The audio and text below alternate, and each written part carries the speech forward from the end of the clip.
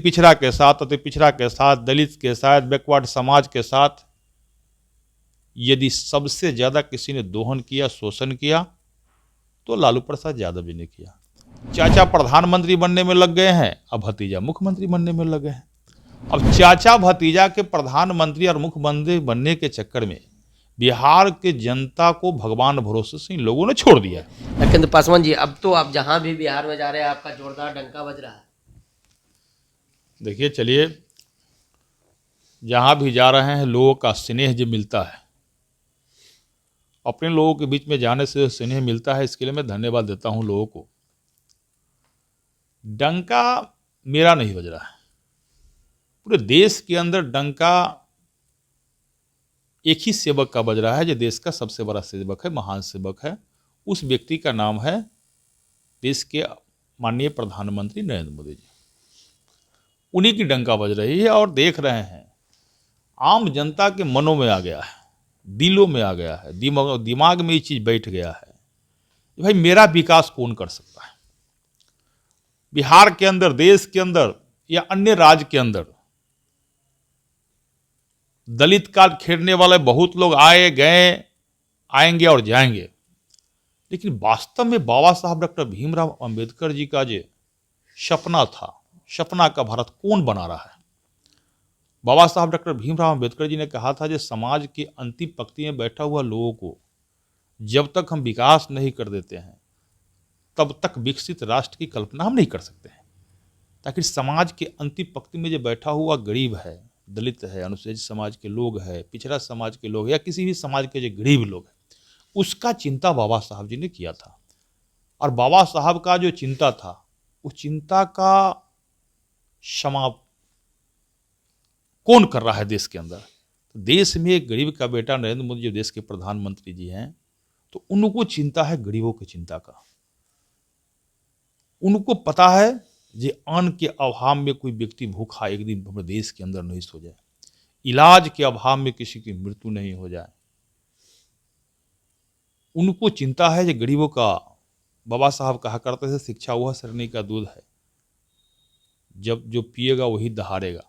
तो गरीब का बेटा शिक्षित कैसे नहीं हो जाए, उसके परिवार के लोग शिक्षित कैसे नहीं हो जाए, इसका चिंता देश के प्रधानमंत्री नरेंद्र मोदी आपके एनडीए घटक दल के साथी हैं लोजपा आर के राष्ट्रीय अध्यक्ष चिराग पासवान भी है, आपके एनडीए घटक दल के साथी हैं। अब उनका वो कोर वोटर है दलित और महादलित, अब उस कोर वोटर में बीजेपी भी छिंदमारी कर रही है। देखिए, हमने जदयू ने किया ही। देखिए, हमने यह कहा, जो आप देखिएगा बिहार के राजनीति में देखिएगा, तो दलित समाज के लोगों ने ही लालू प्रसाद यादव जी को नेता बनाया था। बैकवर्ड समाज के लोगों ने ही 90 के दशक में लालू प्रसाद यादव जी को अपना रहनुमा माना था। लेकिन पिछड़ा के साथ, अति पिछड़ा के साथ, दलित के साथ, बैकवर्ड समाज के साथ यदि सबसे ज्यादा किसी ने दोहन किया, शोषण किया, तो लालू प्रसाद यादव जी ने किया। और केवल किस लिए भाई? तो उनका परिवार का विरासत कैसे संभला रहे। अब लड़ाई केवल ये लोग जो है, चाहे जदयू के लोग हो, आरजेडी के लोग हो, ये लोग अब अपनी विरासत बचाने में लगा हुआ है। अपनी परिवार की राजनीति कैसे बरकरार रहे, उनकी परिवार के लोग शासन सत्ता में कैसे रहे, अब केवल उनकी राजनीति है। उनका राजनीति गरीबों का विकास का नहीं है, उनका राजनीति दलितों का विकास का नहीं है। इस प्रकार बिहार के अंदर आप देख रहे हैं, जब से आरजेडी के साथ नीतीश कुमार जी पलटी मार कर गए हैं और जिस प्रकार का जब से सरकार बनी है, तो चाचा प्रधानमंत्री बनने में लग गए हैं, अब भतीजा मुख्यमंत्री बनने में लगे हैं। अब चाचा भतीजा के प्रधानमंत्री और मुख्यमंत्री बनने के चक्कर में बिहार के जनता को भगवान भरोसे से इन लोगों ने छोड़ दिया है। और इसका नतीजा क्या हो रहा है, अब देख सकते हैं। कल ही मसौढ़ी में एक दलित के बेटी, कमलेश पासवान जी की बेटी को दिन दहाड़े हत्या कर दी जाती है। वो बच्ची कोचिंग करने जा रही थी, 12वीं क्लास के छात्रा थी, उसकी हत्या कर दी गई मसौढ़ी में। आज मैं वहाँ जाऊँगा भी, अभी हमको वहीं जाना है। और वहाँ का जो थाना प्रभारी है, जब से थाना प्रभारी आया है वहाँ से, वहाँ हत्या का खून हो रहा है। प्रशासन के लोग केवल दारू और बालू के पीछे भगवा रहा है। हमारे यहाँ पातेपुर विधानसभा में दिनादिन 10 गोली मारकर मैनेजर साहनी की हत्या कर दी गई। वो आरजेडी के नेता था, वो मैनेजर साहनी, उसकी हत्या कर दी गई। पिछड़ा का नेता था, उसकी हत्या कर दी गई। तो सरकार जिस प्रकार से अब सो गई है और बिहार के जनता को जिस प्रकार भगवान भरोसे छोड़ दिया है और पूरे बिहार का जो शासन प्रशासन है वो बालू माफिया, शराब माफिया, भू माफिया, इसके पीछे बुआ रहा है। ये सबके सब इसके पीछे बुआ रहा है।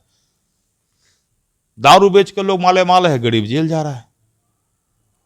बिहार में जंगल राज पार्ट 2 आ गया है, तो भारतीय जनता पार्टी बिहार के जनता को जंगल राज पार्ट 2 में जाने नहीं देगी। इस कारणों से पूरे बिहार के अंदर और जो दलित समाज के हमारे लोग हैं, अनुसूचित समाज के लोग हैं, गरीब समाज के कोई भी लोग हैं, उसका कल्याण कैसे हो, उसका चिंता भारतीय जनता पार्टी कर रही है। और जो लोग आप सब दलित समाज के लोग समझ गए हैं, आपने सीवान में भी देखा, आपने पटना में भी देखा, अम्बेडकर समागम में भी लोगों ने देखा, जिस प्रकार के लोग आए तो सब समझ गए हैं कि आप दलित को कोई ठग नहीं सकता है, अनुसूचित जाति समाज के लोगों को कोई ठग नहीं सकता है। बीजेपी के साथ है वो। आप भाई, पहले लोग क्या कहते थे, जब भाजपा आएगी आरक्षण समाप्त कर देगी, भाजपा आएगी संविधान खतरा में है, कहता था ना ये आरजेडी जदयू के लोग। लेकिन भाजपा जब आई देश के अंदर, जब देश में प्रधानमंत्री नरेंद्र मोदी जी बने, तो दलित के बेटा रामनाथ कोविंद को देश के राष्ट्रपति बना दिया, दलित का बेटा रामनाथ कोविंद के बिहार का राज्यपाल बना दिया। दोबारा जब भाजपा सत्ता में आई, देश के प्रधानमंत्री यशस्वी नरेंद्र मोदी जी बने, तो एक आदिवासी बेटिया द्रौपदी मुर्मू जी के देश के राष्ट्रपति बना दिया। तो जहां राज्यपाल के पद, राष्ट्रपति के पद जो एकल होता है, जिस पर कोई आरक्षण नहीं होता है, उस देश के सर्वोच्च पद पर भाजपा एक दलित के बेटा को, दलित के बेटी के, मुस्लिम के बेटा को क्या राष्ट्रपति बनाता है। जी जी बिल्कुल। तो जो लोग कहते हैं कि आरक्षण समाप्त हो जाएगा, जहां आरक्षण नहीं है वहां भारतीय जनता पार्टी दलित के बेटा और बेटी को बैठाता है। देखिए, ये हमारे साथ बातचीत कर रहे थे भाजपा अनुसूचित जनजाति मोर्चा के प्रदेश अध्यक्ष सह विधायक लखिंद्र पासवान। तमाम खबरों के साथ बने रहे फर्स्ट बार से। पैनोरमा ग्रुप, जो सोचता है वो करता है। ये लो मुंह मीठा करो, आज मैंने अपना जॉब छोड़ दिया, अब हम पूर्णिया वापस जाएंगे। जॉब छोड़ दिया है?